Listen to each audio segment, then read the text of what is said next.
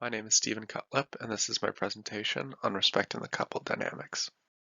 When the body manipulates an external environment, haptic feedback can influence performance.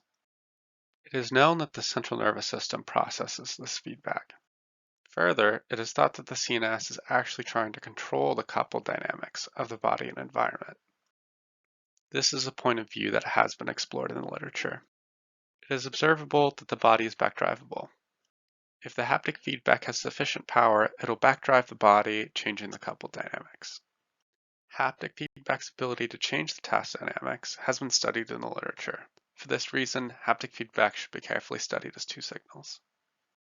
In order to study the role of haptic information, we need the ability to remove haptic information but retain haptic power, preserving the coupled dynamics. The goal for this work is to show how to carefully compare a system with or without haptic feedback. In order to do this, both systems have to be dynamically similar. This can be accomplished by removing haptic information but retaining haptic power. This diagram shows a body coupled to a virtual environment in a haptic on condition. If we were to turn off the motor in that virtual environment, we would remove both information and power. This, however, noticeably changes the dynamics of the system.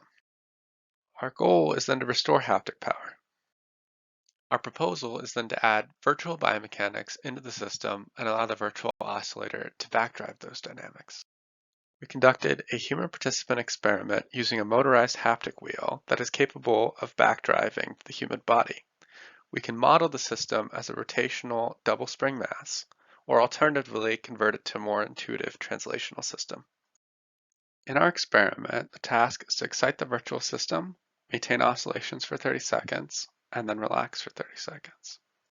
Now, if we rotate this diagram and imagine these blocks being driven over time, we can trace out dynamic behavior over time. Note that for the participant to obtain sustained oscillations, the hand must attempt to be motionless by opposing haptic feedback.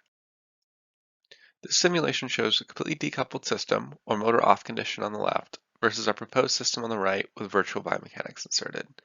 Notice how oscillations are growing in the decoupled, but are sustained in the virtual hand. Notice also during the relaxed phase that oscillations are sustained in the decoupled, but decay in the virtual hand before stopping completely. This large difference in dynamics is summarized in the table below.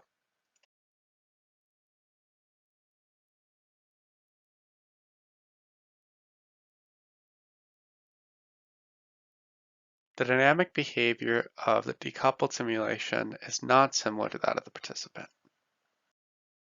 However, the simulation of the coupled virtual hand is dynamically similar. Here's a high-level summary of the full paper. Thank you for watching.